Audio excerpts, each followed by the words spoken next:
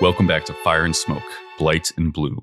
We are Phillip, Abby, Blake, Ethan, Eric, also known as Dungeon Master. Odessa Vandiver, Randolph Higdon, Scratch, Sleeps. On the last episode, the Furries were in a tense standoff between Jove and unknown assailants outside the house, who Jove immediately informed them were told to point guns at Sleeves and kill Sleeves if any of them moved a muscle. Jove went off about his plan, his ambition, his twisted view, but he seemed determined to carry out his warped aims and goals. As he was reaching for the door, after picking up some gas canisters, grabbing a couple grenades and a gun, the Furries decided that they couldn't let him get away for risk of him going to the meteorite, to the heart of the fungal growth, and destroying it, because that might have unknown consequences that Jove wasn't considering or was writing off entirely for the healers, for the animals, and for the possibility of a future that Higgs saw. They leaped into action, and after a good stroke of luck, very level-headed decisions, good strategy, they have Jove hurt, but in his car, starting to drive away. Higgs, Odessa stand in the doorway of the house, out of view of the people with shotguns, Sally and Nimrod. Sleeves is hiding behind a couch to stay in safe cover. Scratch is in the car with Jove as he begins to peel out. Where we left off in the combat, Sally and Nimrod still have held actions to fire their guns. They're waiting to see where they should end up firing them. They were told to kill Sleeves, but they can't see him. He's behind a thick couch. They can see the couch moving as Sleeves, you push it off the wall to try to change where your cover is, so you might have the possibility to more easily escape or go somewhere else, and you're not pinned down behind it. They are waiting to see if they should fire at that or fire at somebody else. They hear the car peeling out. You all do, and you see it too. Scratch, it jolts forward.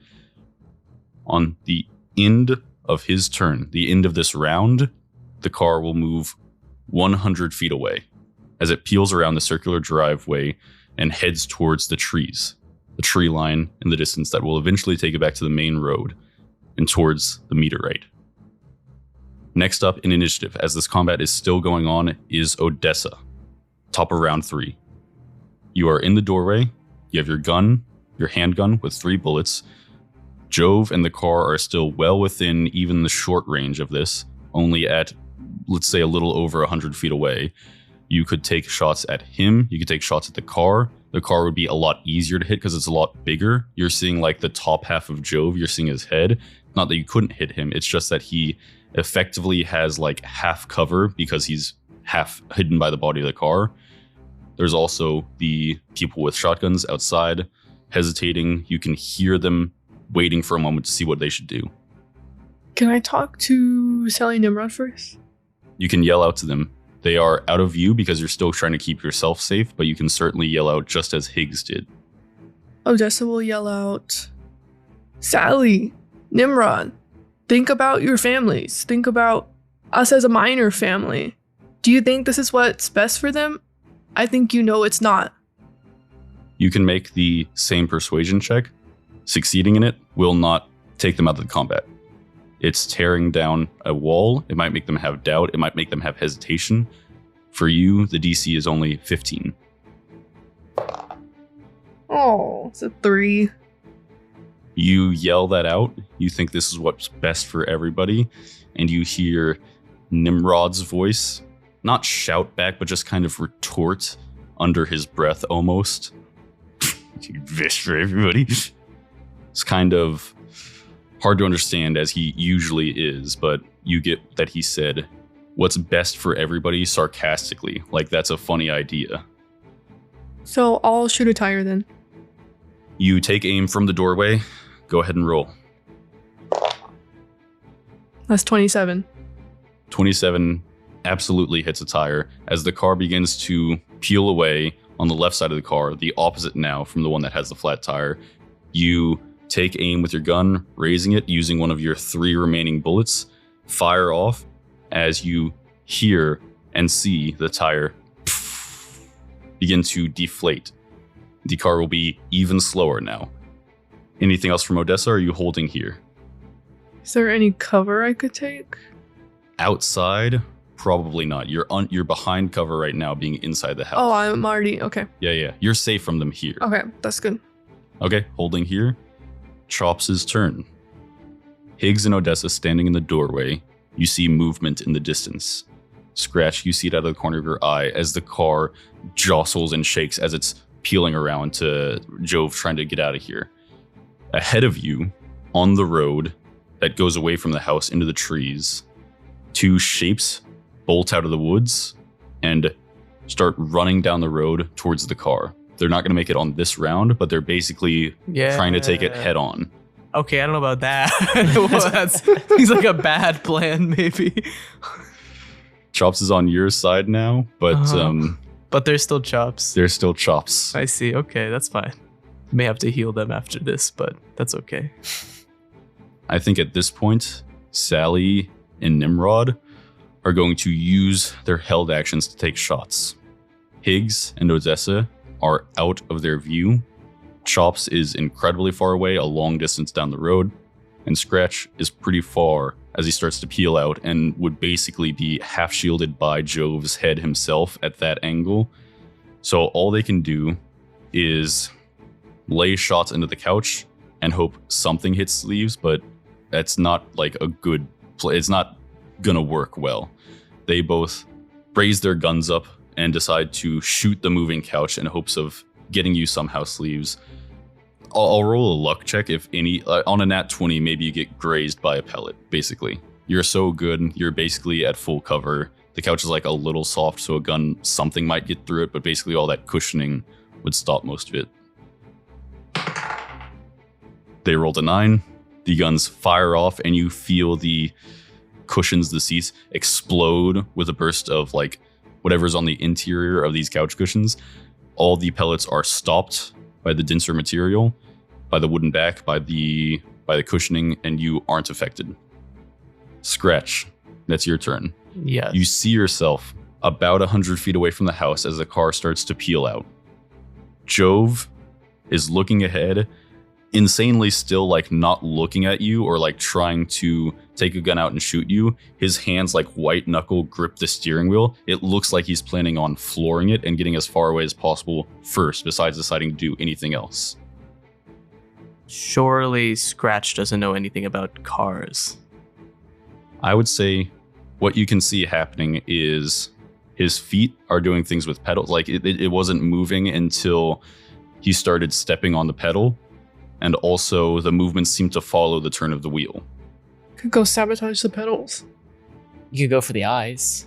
You could also just go for damage or something or other, yeah. I'm thinking I might just like clamp down with my teeth on like his right leg and just start like yanking his ankle around as hard as I can. See if I can keep him from flooring it. I'm gonna do that. Okay. I'm gonna reckless attack also. Mm-hmm. And I'm blessed. You are blessed. This D4 is really pokey. It's really sharp metal D4. It's an 18 to hit. An 18 hits.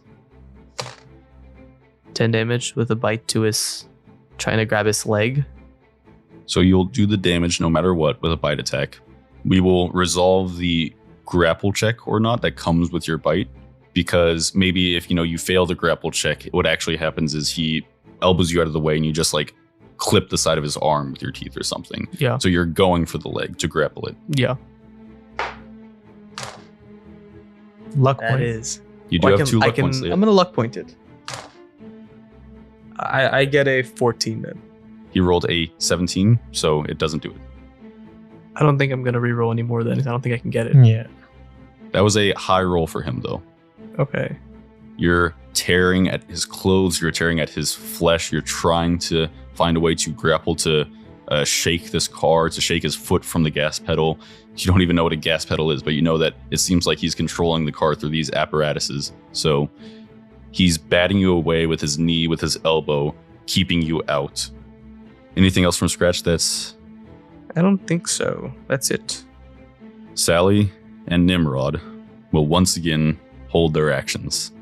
I don't know that they're entirely sure where the plan goes from here. With Jove leaving, it seems like this wasn't the original plan to them. They might be confused about why they didn't run and jump in the car.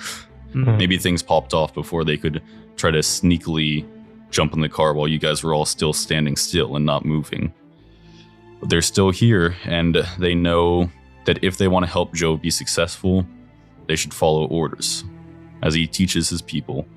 So they want to keep going for sleeves. They want to fulfill Jove's promise. They will hold their actions for the time being, ready to fire their shotguns. Higgs, that's you. So you said the car is about 100 feet away.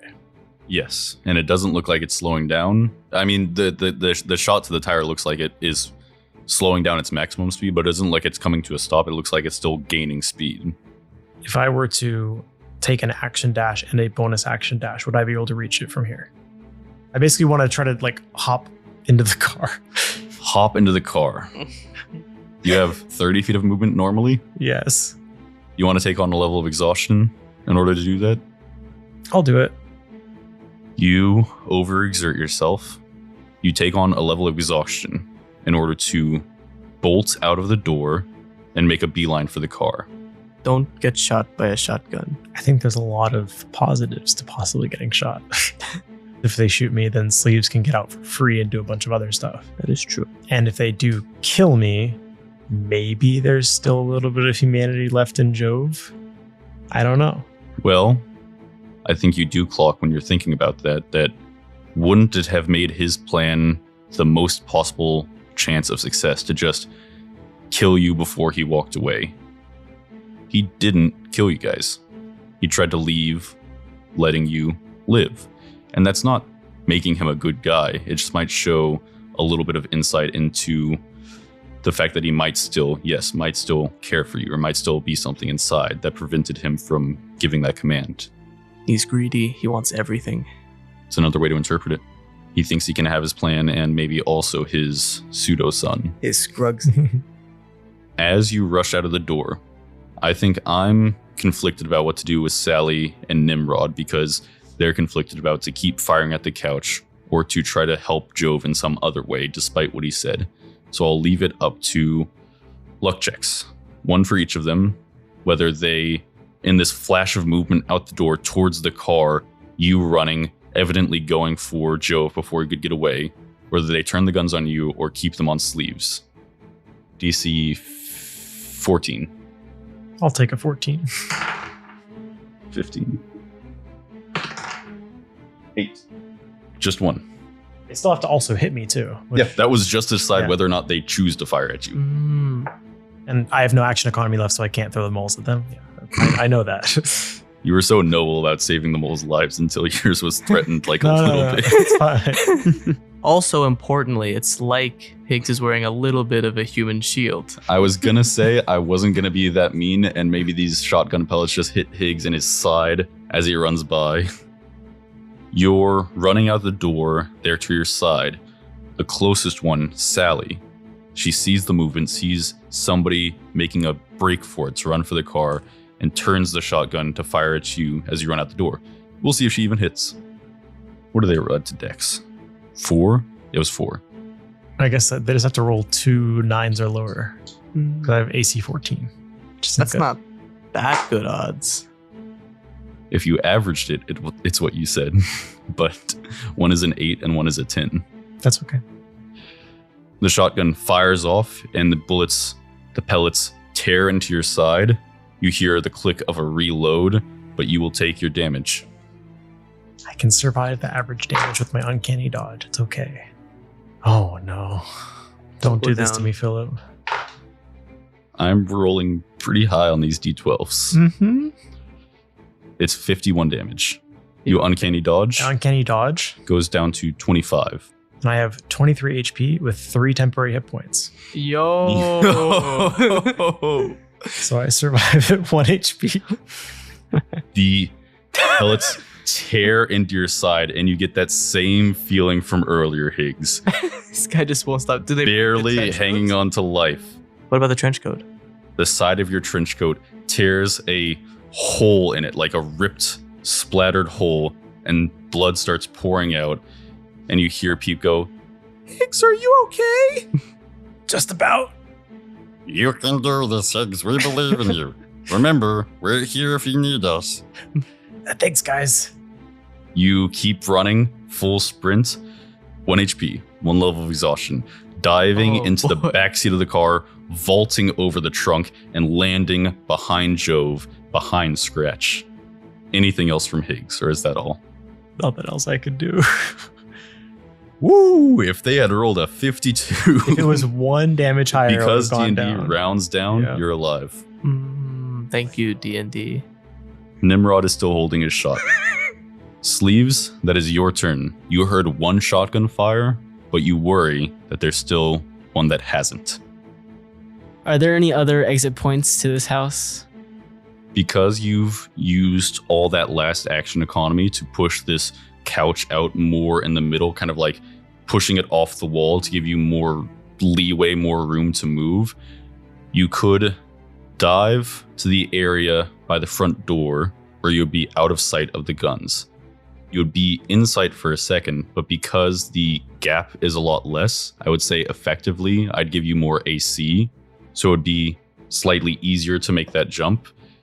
Now that you have like a blocked line of sight from the windows, you could move back into the adjoining room, but that's further away from the front door. You could move back though, and in that case, you'd be like in another room and effectively out of sight of the windows with more free range to move, like if you wanted to try to find a back door or something. Additionally, slightly different, but puts you in a different, slightly the same rather, but puts you in a different scenario is using like action bonus act. You can use a bonus action dash. Yeah. Using like 2 dashes to like get all the way around the interior of house to go from like the other side to the front door. Yeah. Like you Yeah. could do that, but then that'd be like your whole action economy. You'd end your turn kind of at the front doorway, but it would just use all of your action economy. You think I should just make a break for it? I don't think you make a break for it because there is a chance you just instantly die. Can't just run, huh? You know what? Let's go to the front door, using the long way around. So on your turn, you take this couch that you've moved in between you and the window to have a better chance of cover, or not better chance of cover. You do have cover as you move directly behind you into the other room. You know that the layout of the house is a basic square. Cardinal directions, you know to go across and then find a way to go up. Then eventually you'll be back to where the front door is. Yeah. So you use your action bonus action to run up next to Odessa from her left. Odessa, you see Sleeves run up next to you. So, So cute. Hey. You are out of view of the guns. Nimrod, I don't think he knows where you are. I don't think he knows that you're next to Odessa. He's still holding his action for something else to happen. I think he's still confused about where you are, where you might be. Jove's turn. Scratch, you see his right foot slams down on the pedal to fully gas the car and try to go as far and as fast as possible. He does not take a single moment's hesitation about Chops and Chops being in the road ahead of him. With the car, he will use an action, still not attacking you, like using his action economy to go as far as possible, taking the damage, taking the chance of you trying to crash the car or something, and just saying, let's get far away first before we try to figure anything else out. That's like the most rational thing in his head. The car, now that he's using his movement for it and an action to do it, plus gassing it, will move 300 feet. But because of 1 popped tire and 1 popped tire, it only moves 200 feet. Each one gets rid of 50. The car moves 200 feet away from the house. Now with Higgs in the back seat, barely hanging on to life, you hear the rumble of the engine as it tears down the road. I'm going to make a saving throw for Chops and Chops. They are in the middle of the road. Maybe they were thinking he would stop. Maybe they were thinking that they could like jump into the car or something. If they make a particularly impressive dexterity saving throw, maybe on their turn, they can still jump into the car. But saving throw to see if they're hit, or if they jump out of the way, or if they jump over and land in the car. Because they're together, they get advantage. Not good. as the car speeds ahead, basically making it to the tree line now, racing off towards the main road. Chops is running full speed, both of them, at the car. As they realize Jove's not slowing down, he holds no more sympathy for them. Maybe it defies their expectations, or maybe they were just making a bad call about doing this. They try to dive out of the way. Sister successfully dives off to the side of the road and doesn't take any damage, doesn't take any ill effect. Her brother isn't so lucky. Maybe his foot slips on the dirt as he tries to leap out of the way as the passing car and gets clipped on the backside, spinning and tumbling him over the ground. He's about to take a good deal of bludgeoning damage, but he's a meat shield, but he did take a lot of damage before, and evidently from what Jove said, doesn't sound like he was graced with any healing since his encounter with you all. He didn't get a long rest.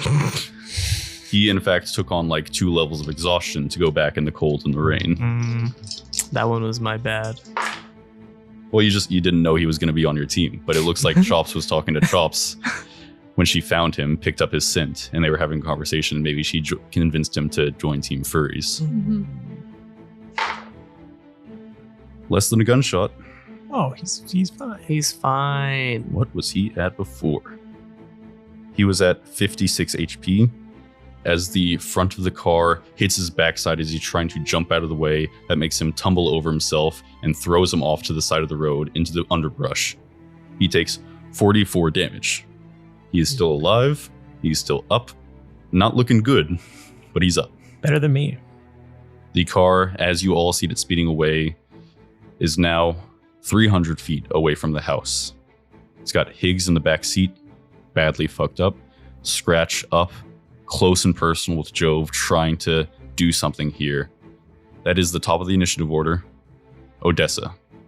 At 300 feet away, if you were taking a shot at the car, it would be at disadvantage, just because it's in the long range of this handgun. Odessa's gonna try and convince Sally and Nimrod again. Okay. Still DC 15. What does Odessa say? Sally, Nimrod, we haven't hurt you at all. We haven't done anything to you. Why are you trying to hurt us? Make your roll. See how they feel, how they respond. Nat 20. Nat 20. Hold on. Nat 20 can take 2 steps down the track of working them back from their courses of action. You can't see their faces. You can't read expressions because you're hiding for fear of being shot if you try to bolt out to follow the car. But you just hear a moment of silence afterwards, like they're sharing a look, and maybe their hesitation and their confusion deepens. Maybe Nimrod won't use that held action before his turn. Might still be a dice roll to decide that, but maybe the DC isn't too hard.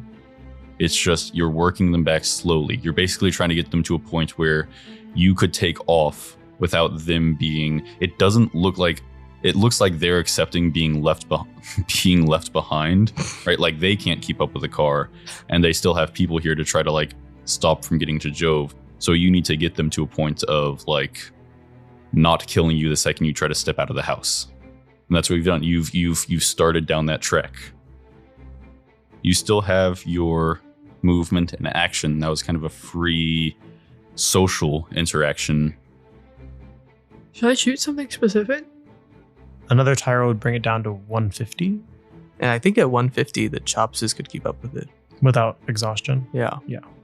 Okay, I can go for another tire. Okay. You'll have disadvantage because it's in the long range.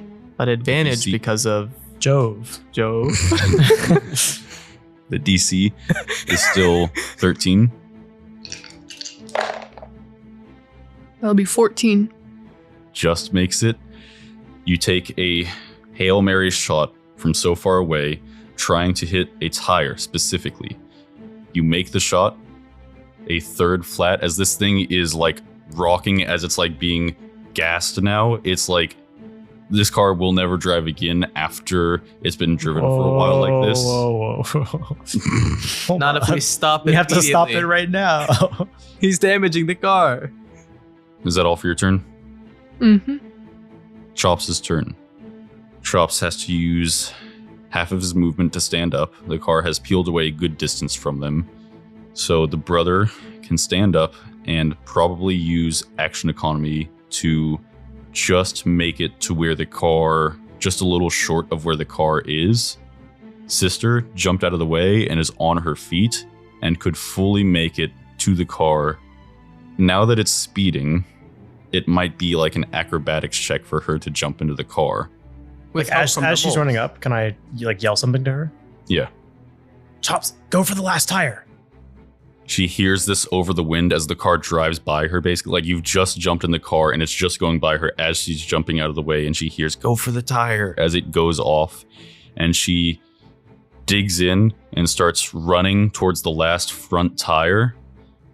The slash won't be for free. There'll still be an AC just because there's a chance as she's in full stride trying to make this strike that she hits the rim or that she trips up a little bit. So she's still got to beat the AC of 13. Mm-hmm. Does she get pack tactics for being next to us? You guys have not been hunting partners or training together for that long. But we're in the pack. To pop the tire, it needs to be a slashing or piercing attack. So she will use the smartest thing she can, which is a claw attack, and her 2 tail attacks, which do bludgeoning damage, can be used to whack Jove in the side of the head as she runs up alongside the front tire. Yes, I hate the side of that guy's head. Right where I punched him. So you softened him up. And dealt 1 damage. She adds a +5 to her attacks. She rolled a 7, which makes it a 12 total. She still has her tail attacks, but those won't be able to puncture the tire. Those will be used to fuck up Jove more. That is okay. Okay. One of the tail attacks hits, one is a miss. And you see Joe's head goes boing. Like a bobblehead. Like a bobblehead. You see this tail attack slam into the side of the head. He takes 13 damage, which is halved to 6 bludgeoning damage. Scratch, it's your turn. Jove is looking around at everything that's going on. He's getting desperate just because you're the one that's up here, can see his eyes, can see where he's looking, can see where he might be moving next. You don't know if things are going so terribly for him, if he'll continue to gas it, or if he'll take some other action, dangerous action. I don't know if... Do you guys want me to keep trying to sabotage him or just like wail on him? His gun is at his side. Can you try to like wrestle it away from him? Well, I'd rather he go for the gun than go for the grenade. I guess that's true. On your turn, are you just going to hit him? Could let the moles out. I don't throw know the how gas much they're gonna canisters do. off the side of the road. Yeah. Attack him. Attack one of the. Try to like reach over the side and slash the tire. I'm not sure yet. No, wail on him. I bet he'll go down in like 2 or 3 turns. Yeah. Sick 'em. I'm going to reckless attack and claw, so it's 2. Okay. It's a 16 to hit? Just hits. All right. I'll roll the second one first. That's like at least a 20. Roll damage on your claws as you slash out at him twice. It's 11 and 13. So it's 10 damage 10, yeah. after having. Wait. 11 halved is 5, and then 13 halved is 6. So it's 11 damage. Oh, 11 damage. Thank you, Blake. Thank you, Chef. Can I move into like the pedal well, like the area under his feet?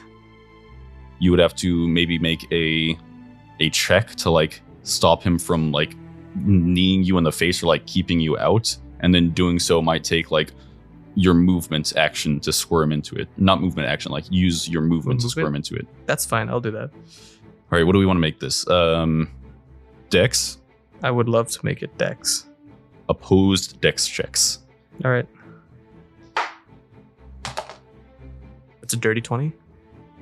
You get in there. I'm in there. He's You're going to in kick me, there. but he won't be able to hit the gas. You weasel your way between his legs as he's like trying to bat you away with his knee, but you're on the floor, basically under his legs, in between the seat and his legs on the pedals. Do I know which one the break is? And could I hit it this turn, or is that a next turn thing?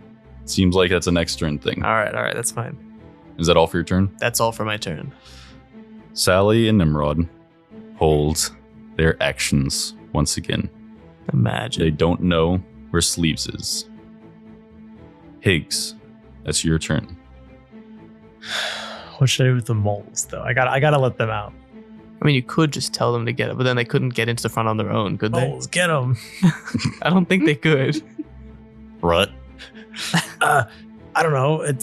You guys can crawl out if you want. I don't know if you guys can like maneuver and get in the front eventually, but hop out, guys. You feel them from inside your jacket slide down until they're out from underneath your crop top jacket, and they start tumbling to the floor and crawling forward like under the seat to eventually get to the wheel rail. But they're like working their way through like metal and wires. They don't get there on this turn. Get them, guys. We'll do, Higgs. How do I pivot from that to being serious and stabbing? Like you take out your knife. Yeah.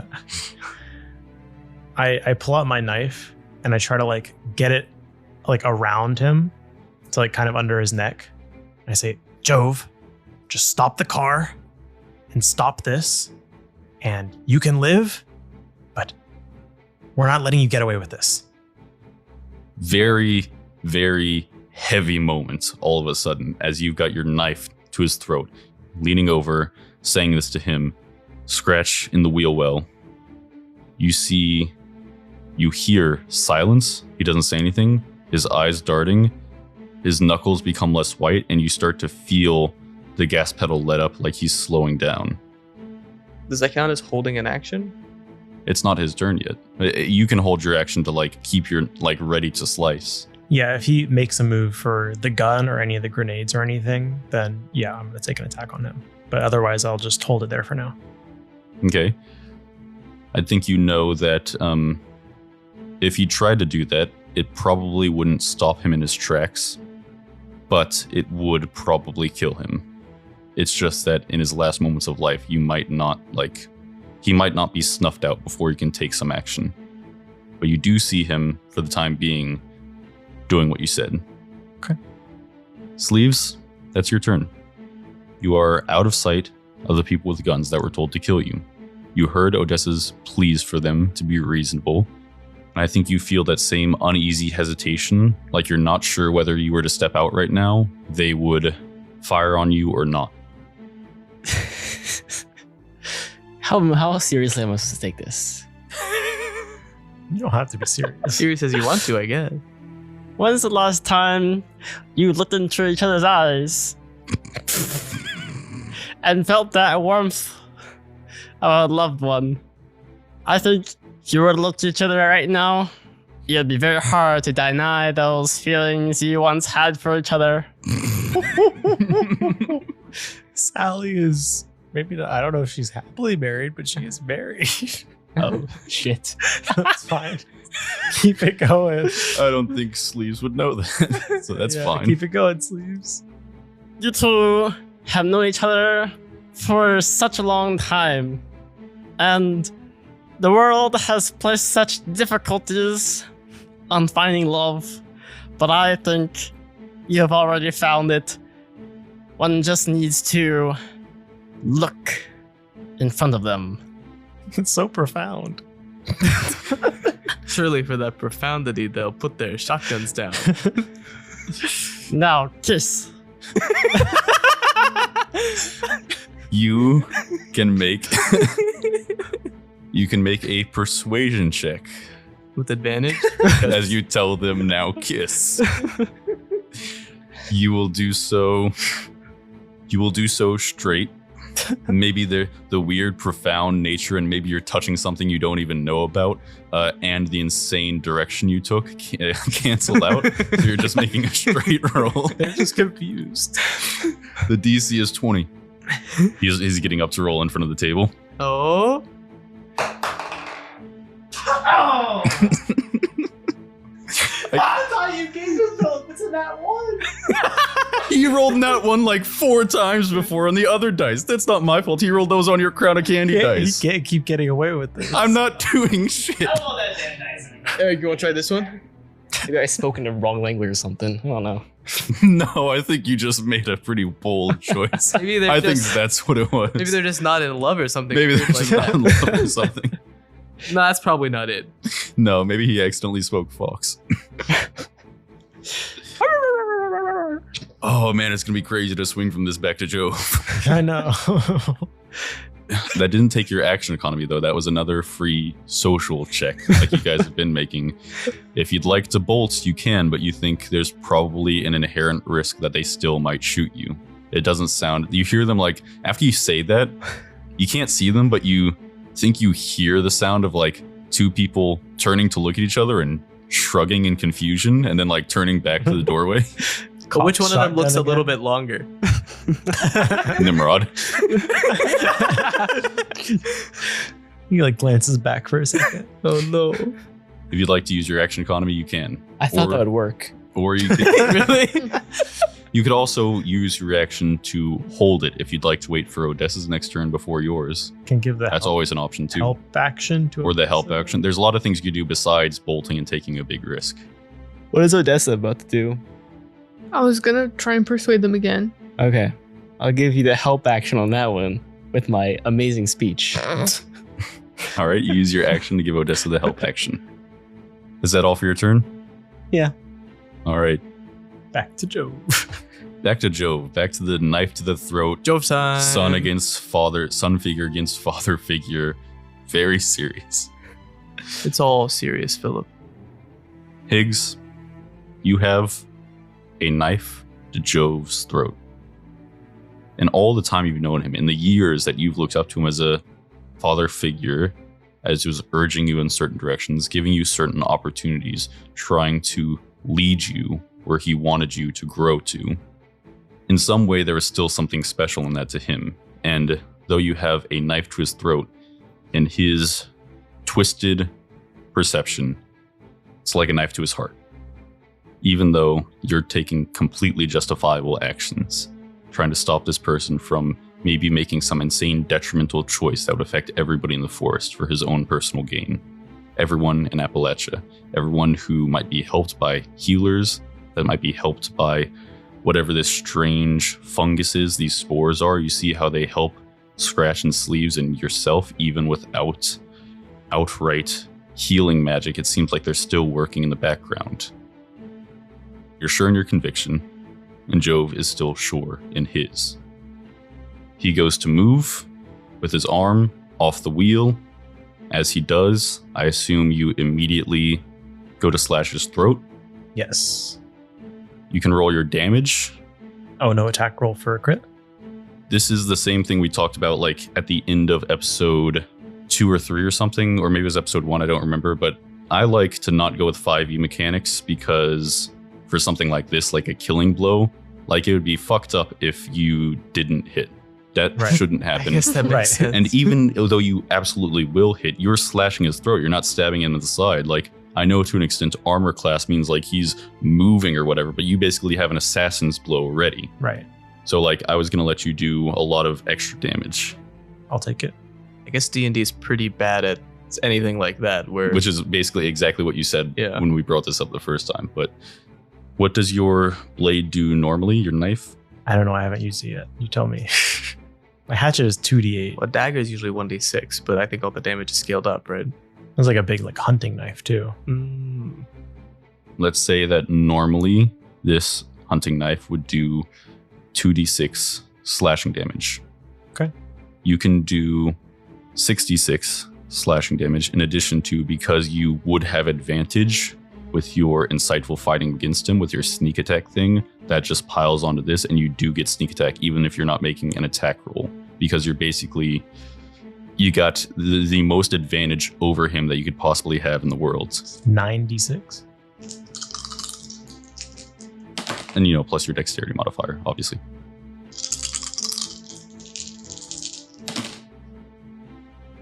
$32 damage. 32, halved to 16. He doesn't go down with that, but as his throat opens up and blood begins to pour out, he will be bleeding out on subsequent turns. At the beginning of every turn, he will take another 3d6 damage as he continues to move towards death. What he continues to do on his turn that he was going for, you see his right hand move towards the gun in his waistband. As you go to slash his throat, he whips the gun and takes a blind shot at you. He will take the shot at disadvantage. This is a wild shot. He's just throwing the gun behind him. He can hardly see where you are. He just knows where he knows where the arm goes to. So he's basically shooting up and behind himself, gonna deafen himself in his right ear as he does so. He takes a shot. If both of these are above 10, you will certainly go down. Probably not full dead right away. Maybe that just means the bullet grazes the side of your head and you are no longer able to hold on to life like you are currently doing. We'll see. 16 and a 3. The bullet flies into the air, shooting up into the trees above you all in this car. You don't drop. You stay where you are, your knife ready to stab again. I think Jove knows he's lost at that point. He thought maybe there's some world where Sam found him, brings him back to life, and he gets to keep doing the plan as long as he can kill the people in this car. Missing a crucial shot against you when he's so close to death, I think does it for him for the first time. And you remember what he was saying earlier when he was talking about what he knows about different entities, like the US, like companies and such, that they just aren't able to accept defeat for long. I think Jove uses his bonus action or object interaction or movement or whatever he needs to use in his action economy to throw the wheel to his left as he is almost slumping as blood pours out of his throat and crash the car into the trees off the side of the road. The car crashes into a tree head on. In the moments before this happened, Scratch and Higs, you'll have the ability to jump out, but Higs, I think you see where you are right now, the state you are. Jumping out might still make you go under. It's just that tuck and roll into a heavily wooded area might make you crash into a tree. I think realizing that like I'm in a really bad spot and I'm very badly hurt, I think I want to not jump out of the car and try to make sure that he can't jump out of the car in case that possibly was his plan. Make sure we both go down together. As the tree races towards the car races towards the tree, Higgs is not moving to leave, but instead wrapping his arm around Jove. Scratch, are you jumping out? You have the chance to jump out of the car, knowing that at the very least, in the worst case scenario, maybe Sleeves could get here in time to help save Higgs. Then I guess I'll just jump and we'll have to figure out how fast we can get Sleeves here. You jump out, the car crashes. The bludgeoning damage is effectively enough to put Jove and yourself under. As Scratch jumps out of the car, the crash impacts into the tree. You hit your head and are knocked out. Blackness. Darkness. It's dark. It's cold. The cold leather of the seat that you lay on, the cold ground, the cold air, cold rain.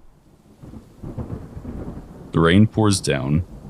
Higgs, you pull your long brown overcoat around you to protect the camera hanging from your neck, and you rush under a nearby awning. Thunder booms as the rain comes down in heavy sheets. You remove your cap and shake off all the water before returning it to your head. You look around the downtown nighttime scene and the bustling city as people rush to get out of the rain. The interiors of towering skyscrapers lit up with open doors at street level where commercial spaces offer warm escapes from the cold rain outside into lounges and bars where some things that the federal government may consider illegal are served in mugs and chilled glasses. Higgs, you're really late. You couldn't make it away from work sooner, but you enter the ballroom-esque venue you've been headed to for Milton's show. The king of swing himself is already nearly done entertaining the party, a celebration of the new year for big names here in Chicago. Large banners with New Year 1929 written across them hang from the railings and banisters on the second level, and a grand chandelier glints and shines in the center of this great hall. You were only invited to this prestigious party because of your old friendship with Milton, who gave you a +1 under the guise of you also working as a photographer for the night. A stage along the back wall holds Milton and a dozen other supporting members of the swing band with their fiddles and banjos and piano and an upright bass. A few minutes later, the main show concludes with a final and titular line of Milton's recent hit, Somebody Stole My Gal. And after the party erupts in cheers, the instrumental part of the band continues to play in the background. Milton hops off the stage and makes his way to you, pushing through handshakes and slaps on the back. As you're watching him approach, a weird feeling takes over you, Higgs. Something in his eyes, something in his stride, his smile on his face. It's not quite right. This isn't how you remember this memory happening. As Milton approaches, I think he sees a look of confusion on your face, and he smiles wide, and he says, "Don't be alarmed, Higgs. You aren't crazy. This isn't how your memory happened, because this isn't your memory, and I'm not Milton. I'm using Milton, his appearance, and a memory from a time when you felt warm and safe and with somebody you trusted to convey to you that you should feel the same way while talking to me." And you see he kind of cocks his head to the side, and with a fur over his brow, almost with a desperate energy in his eyes, he looks at you and says, "Is it working?" And that's all for this episode of Fire and Smoke, Blight and Bloom. If you'd like to keep up with the show, follow me on my personal Dungeons & Dragons TikTok account at WitchDunphy, WHICHDUNPHY.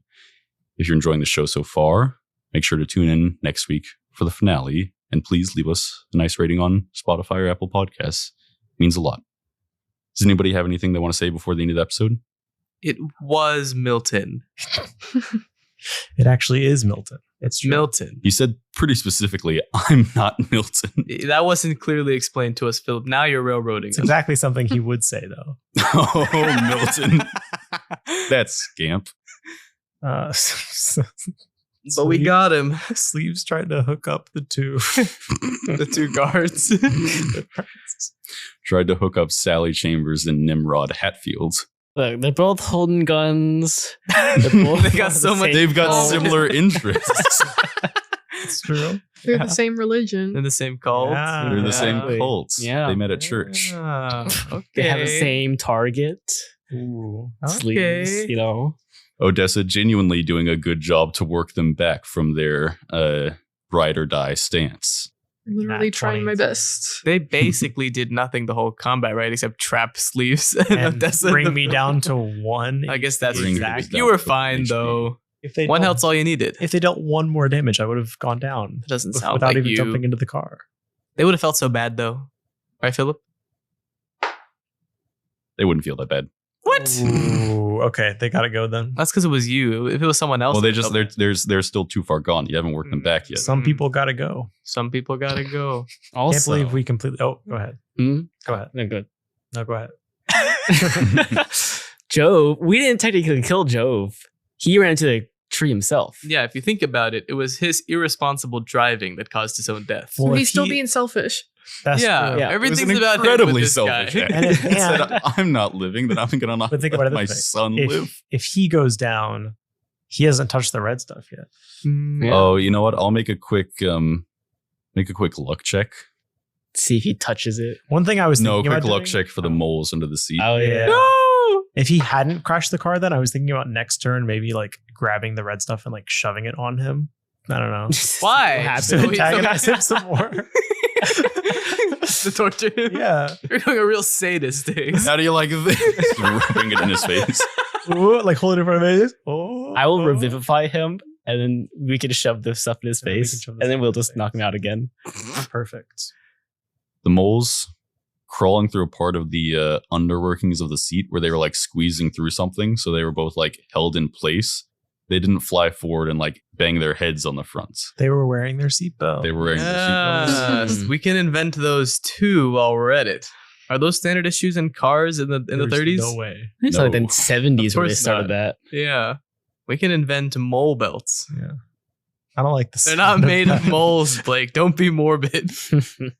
Well, seat belts are belts on the seat. So mole belts are belts that are attached to the moles. Oh, little mole Oh, belts. Yeah. Like a strap. You can be like, I don't want to fall Or you mean off. just little belts like fashion accessories? Small belts for the moles so that they don't fall out of the car if we crash it.